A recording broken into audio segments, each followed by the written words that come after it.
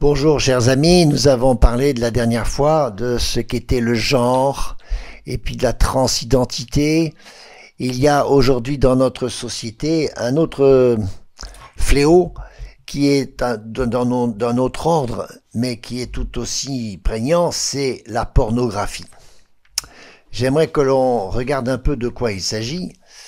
La pornographie, d'abord qu'est-ce que c'est que la pornographie? C'est la représentation complaisante à caractère sexuel de sujets, de détails obscènes dans une œuvre artistique, littéraire ou cinématographique. Aujourd'hui, c'est bien sûr surtout avec des clips sur Internet que se développe beaucoup la pornographie.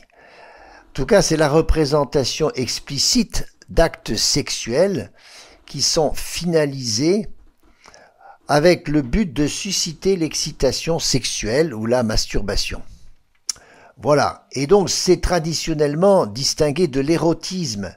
L'érotisme vise seulement, si je puis dire, vise des représentations culturelles et artistiques qui suggèrent le désir sexuel, mais sans focaliser sur la génitalité.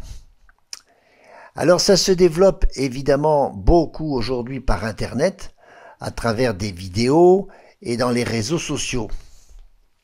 Aujourd'hui, c'est tellement plus simple, c'est tellement simple de pouvoir avoir accès sur ces canaux dont l'accès est très facile. C'est tellement simple aujourd'hui d'avoir des images pornographiques. Et cette exposition à des contenus pornographiques, ça peut se faire quelquefois par surprise, puisque ça arrive sur votre ordinateur, comme on dit, par des fenêtres pop-up, alors que l'on ne les recherche pas forcément. Et c'est cette surprise qui peut quelquefois atterrir justement sur les portables aussi de nos jeunes. La pornographie, ça imprègne aujourd'hui tout notre environnement. On la voit dans la publicité, la mode, le cinéma, les séries télévisées. Il y a parfois, comme ça, de temps en temps, des images qui sont pornographiques. Ça peut se voir aussi dans des spectacles, des expositions et d'autres choses. Voilà qu'on est passé en quelques années d'un phénomène qui concernait quelques personnes, un nombre restreint de personnes, ou du moins des personnes qui restaient discrètes, parce qu'il s'agissait autrefois que de n'avoir que des CD ou des magazines. Et aujourd'hui, on est bien passé à un phénomène massif de consultation qui peut se faire en tout lieu à tout moment, simplement avec quelques clics. Alors c'est tout le monde qui est concerné par la pornographie, mais c'est problématique parce que ça touche maintenant des personnes de plus en plus jeunes. Et ces consultations pornographiques, elles sont très répandues, aussi bien chez les adultes, mais aussi maintenant chez les jeunes, les enfants même, et de manière massive. Un sondage qui date de 2018 nous apprend que il y a un enfant sur 3 à 12 ans qui a déjà été exposé à du contenu pornographique. Et c'est 62% quand ils ont 15 ans qui ont été touchés par ça. Voilà, donc c'est quand même largement massif et ça se développe, vous savez, d'année en année, ça se développe.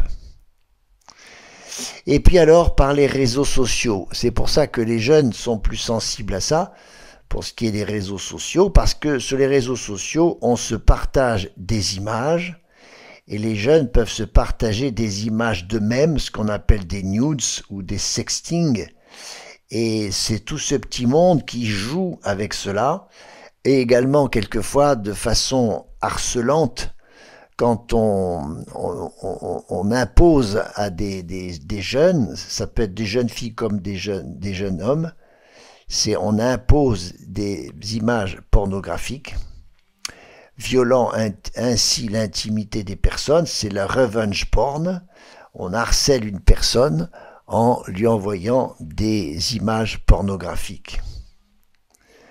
Cette diffusion, elle se fait beaucoup chez les enfants, chez les jeunes, parce que justement, elle emprunte de nombreux canaux.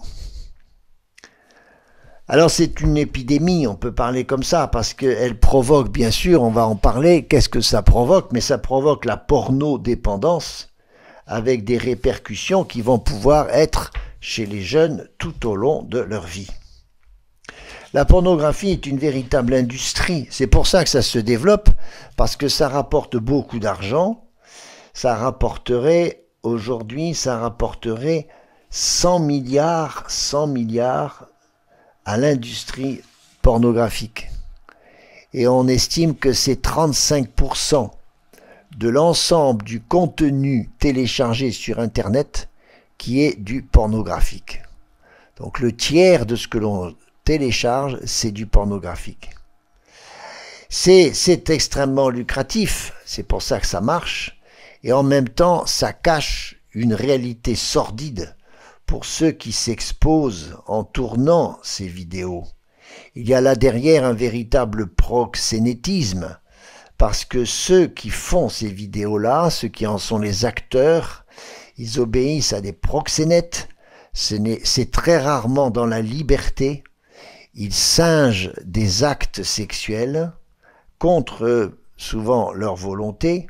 L'argent va aux producteurs, bien sûr, et très peu à ceux qui sont employés dans cette industrie.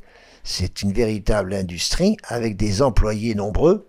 C'est donc tout un système de prostitution qui prolifère et pour lequel, vous voyez bien, on ne fait pas grand-chose, semble-t-il. Alors pourquoi parler de pornographie? C'est à cause des conséquences. Et je pense, dans cette émission sur la famille, aux effets que ça peut avoir sur les enfants, les jeunes, voire peut-être aussi, bien sûr, les adultes.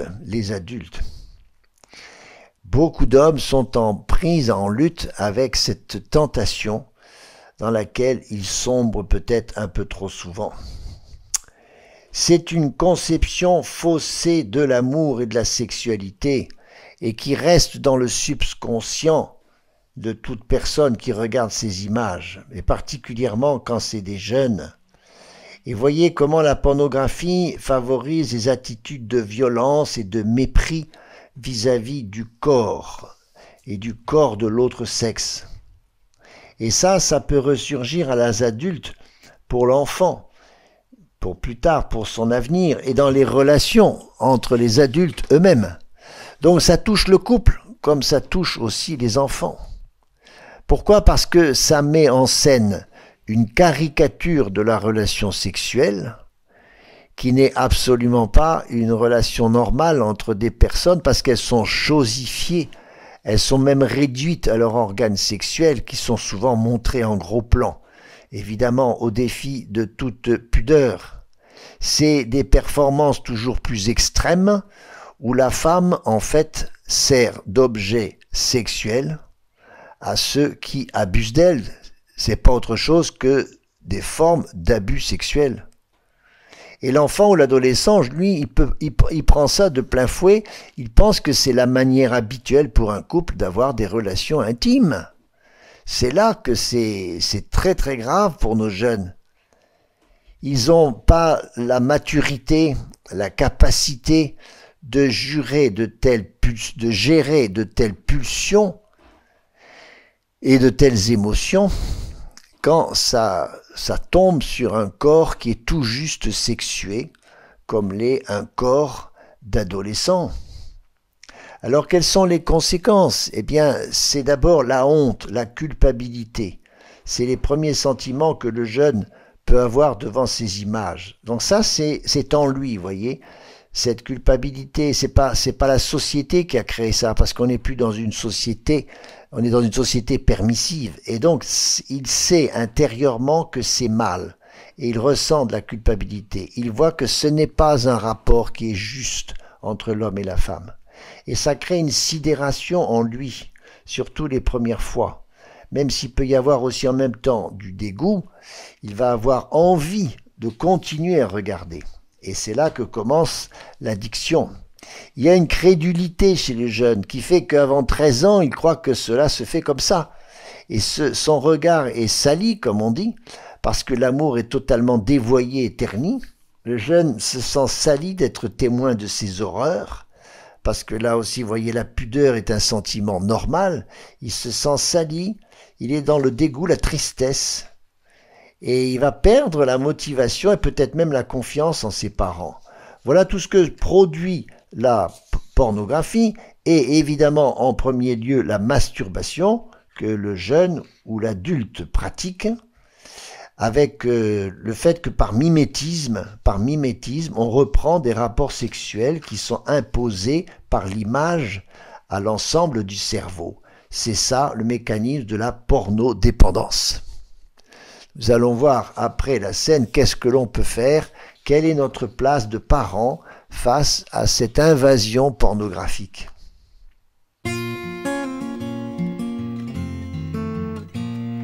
Il était une fois un prince dans une lointaine province, riche et puissant comme il se doit, pourtant toujours triste tu vois. Il possédait terres et richesses, mais rien n'effaçait sa tristesse. On l'aimait presque comme un dieu, pourtant il n'était pas heureux, pourtant il n'était pas heureux. Je m'en vais quérir le bonheur, mais qui l'on saura me guider? Vite qu'on convoque sur l'heure les meilleurs de mes conseillers, les meilleurs de mes conseillers.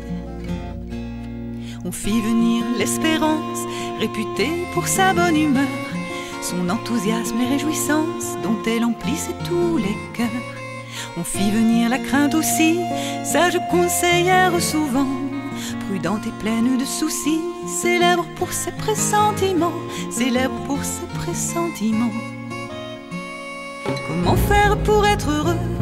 Comment éviter le malheur? Dois-je ne voir que le ciel bleu, ou suivre la voie de mes peurs, ou suivre la voie de mes peurs?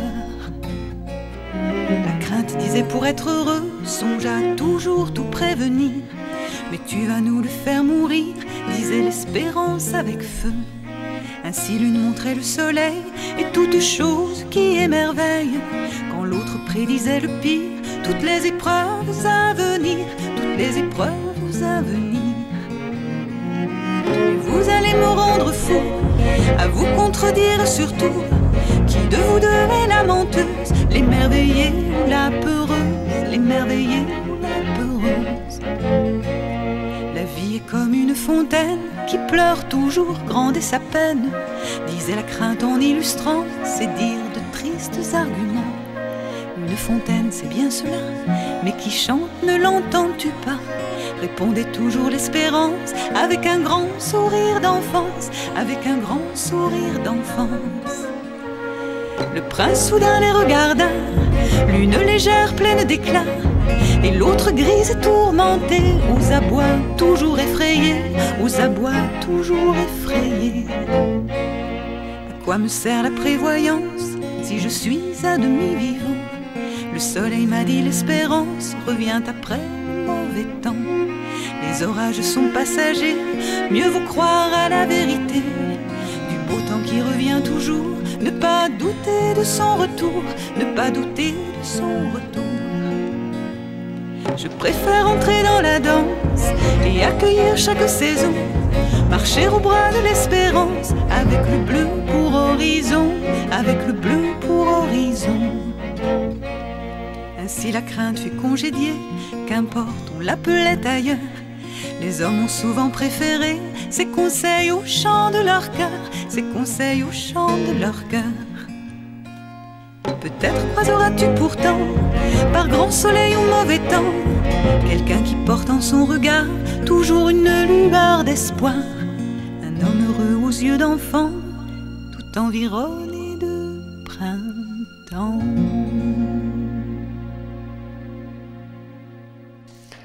Alors si cette pornographie est bien aussi présente et dans tant de moyens et de moyens faciles, je ne pense pas qu'il faut baisser les bras ou alors penser, comme le font certains parents, que c'est par la pornographie que les enfants vont se former à ce qu'est la sexualité.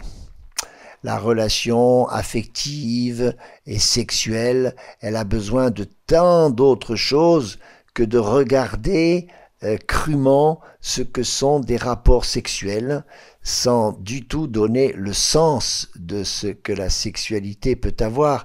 La sexualité, elle est liée à l'amour. Sans l'amour, elle n'est que un plaisir, non seulement passager, mais un plaisir qui laisse des traces amères. Et c'est pour ça qu'il faut fixer des règles sans doute par rapport aux écrans. Alors je vais très vite là-dessus, les écrans, peut-être qu'on pourra en reparler, mais les écrans, ça prend beaucoup d'importance dans nos familles. Le psychiatre Serge Tisseron avait dressé une première liste des 3, 6, 9, 12, pas d'écran avant 3 ans, pas de jeux vidéo avant 6 ans, pas d'internet avant 9 ans, et pas d'internet seul avant 12 ans. Et des psychologues plus récents voient les choses un peu autrement. C'est ce qui va peut-être finalement se produire dans un dépôt d'une loi qui serait même au niveau européen. C'est une autre séquence. C'est 5 ans, 10 ans, 15 ans. Aucun écran avant 5 ans. Vous voyez, c'est plus sévère que ce que disait le psychiatre Tisseron. Aucun écran avant 5 ans, pas d'internet seul avant 12 ans. Parce qu'après, ils en ont besoin, on sait bien, pour l'école, etc. Et puis alors ensuite, pas de réseaux sociaux avant 15 ans. Et là, les réseaux sociaux, c'est vrai que ça prend une importance chez les jeunes dont on n'a plus la maîtrise, parce qu'ils sont élevés et éduqués par les réseaux sociaux et de moins en moins par leurs parents. Est-ce qu'on ne peut pas se poser la question de donner des limites, c'est-à-dire que l'accès aux ordinateurs, aux tablettes, aux smartphones, qui ont leur intérêt pour certaines choses, attention, il ne s'agit pas d'interdire, mais de limiter cet accès pour lutter contre la dépendance. C'est par exemple dans les heures, c'est se donner des heures dans la journée. C'est des lieux, jamais dans une chambre par exemple, ou jamais à table. Il y a donc des limites à décider ensemble, d'ailleurs, en famille, parce que les adultes vont aussi se plier aux mêmes règles. Sinon, c'est pas cohérent. Et puis, retarder au maximum, c'est dans l'adolescence, justement, le fait de posséder son propre téléphone portable. Il y a des familles qui, courageusement, arrivent à tenir le coup jusqu'à la seconde, ce qui est à peu près l'âge de 15 ans. Et je vous dis, des députés, des psychothérapeutes, beaucoup de gens militent maintenant pour que les réseaux sociaux soient interdits au moins de 15 ans. J'espère qu'on va y arriver. Et puis un ordinateur dans une famille, c'est bien que ce ne soit pas un ordinateur dans sa chambre, mais un ordinateur peut-être ou un ou deux pour toute la famille, et qui est consulté dans un lieu qui est un lieu familial. Ça peut être l'entrée, un bureau, etc. Voilà, mais toujours penser qu'il faut accompagner les enfants dans l'usage des écrans. C'est-à-dire qu'il y a un apprentissage. Et pour nous adultes, c'est aussi une façon d'être beaucoup plus cohérent avec l'utilisation de ces outils. On ne fait pas n'importe quoi avec ces outils. Il est nécessaire d'apprendre aux enfants qu'on ne met pas d'informations ni de photos intimes, par exemple, ou trop personnelles sur les réseaux sociaux. Parce que ça, voilà, c'est terrible. On peut pas poster n'importe quoi, surtout que ça laisse des traces et que c'est peut-être quelquefois réutilisé par des personnes malveillantes. Ce qui est certain, c'est que nous, parents, nous sommes de formidables exemples et qu'il s'agit de maîtriser notre temps de connexion ou de navigation sur le web, parce que ainsi, ça sera plus facile d'exiger la même chose de nos enfants. Et voilà, et donc ça concerne finalement toute la famille. C'est bien ce que je disais au départ. La pornographie et l'utilisation des écrans, en fait, concernent tout le monde. On parle dans l'école d'éducation affective, relationnelle et sexuelle.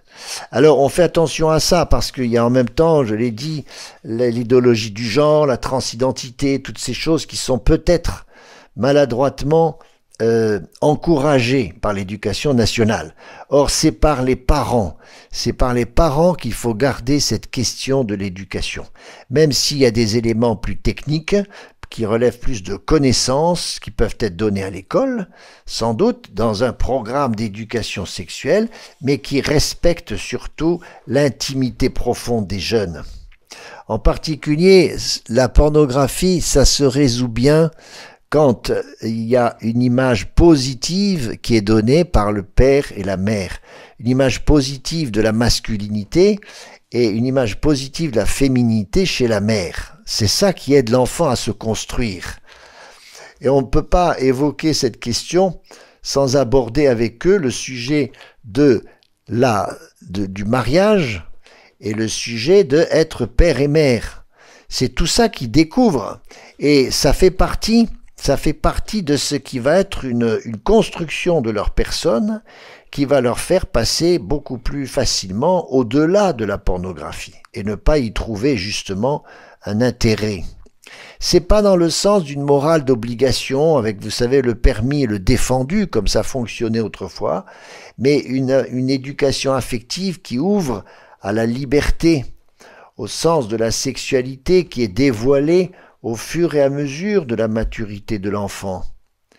Et cela, alors qu'il est naturellement attiré parce qu'il aura découvert là-dedans, il faut pouvoir trouver plutôt le bien, le beau et le vrai qu'il y a dans la sexualité.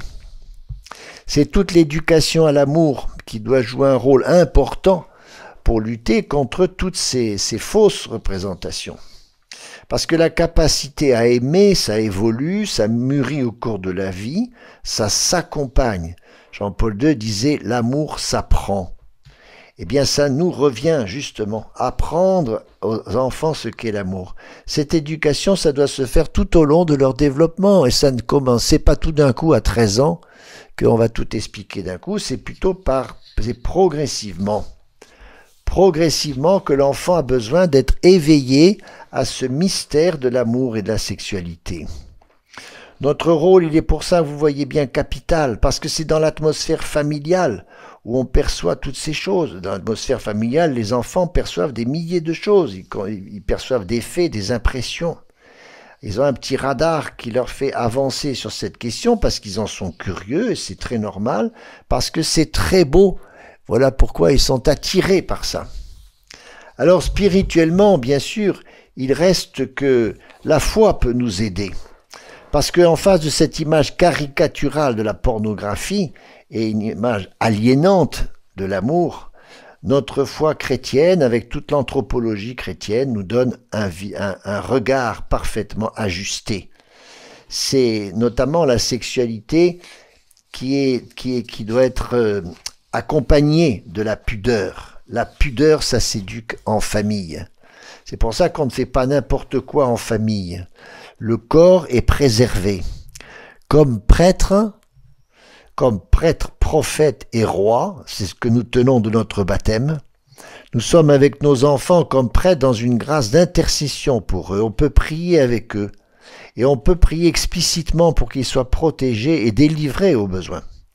On est prophète parce qu'on porte cette parole de Dieu, cet évangile de l'amour et de la sexualité qui est à notre portée, pour témoigner encore une fois de l'amour, de la beauté de l'amour et de ses exigences. Et nous sommes rois parce qu'il nous appartient d'avoir de l'autorité pour intervenir, pour prendre des décisions nécessaires à propos de toute la place en particulier des smartphones au milieu de nos enfants. Voilà qu'il y a beaucoup à faire et j'aurais aimé en dire encore un peu plus, mais il reste aussi le pardon pour toutes les chutes. Quand les enfants ont pu être, il y a le pardon, le sacrement du pardon auquel ils ont aussi affaire pour que la pornographie ne soit pas notre Dieu.